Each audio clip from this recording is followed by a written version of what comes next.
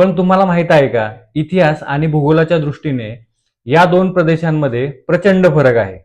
गेल्या 2 दिवसात आदरणीय शरदचंद्र पवार साहेबांच्या कार्यक्रमातला एक व्हिडिओ तुम्ही नक्की बघितला असेल. सुभेदार मल्हारराव होळकरांची सूड होऊन त्या मध्य प्रदेशात तत्कालीन मावळ प्रांतात गेल्या. मल्हाररावांनी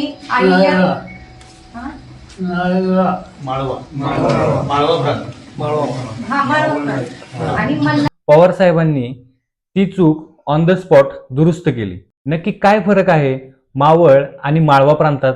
आजच्या या छोट्या व्हिडिओमध्ये आपण अगदी सोप्या भाषेत हाच फरक समजून घेणार आहोत. मावळ आणि माळवा ही दोन नावं ऐकायला जवळपास सारखीच वाटतात. सह्याद्रीच्या पर्वतरांगांमधून वाहणाऱ्या नद्यांमुळे तयार झालेल्या 12 प्रमुख खोऱ्यांच्या समूहाला 12 मावळ असे म्हणतात. तर दुसरीकडे माळवा प्रांत हा मध्य भारतात येतो. मुख्यत्वे मध्य प्रदेशाचा पश्चिम भाग, इंदोर, उज्जैन, धार, रतलाम आणि राजस्थानचा काही सलग भाग मिळून हे माळव्याचे पठार बनते. मावळ हा असा भाग आहे जिथून छत्रपती शिवाजी महाराजांनी हिंदवी स्वराज्य उभे केले.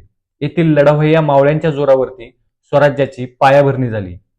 तर दुसरीकडे माळवा हा प्रांत मराठा साम्राज्यात शिंदे होळकरांचे इथे मोठे वर्चस्व राहिले आहे.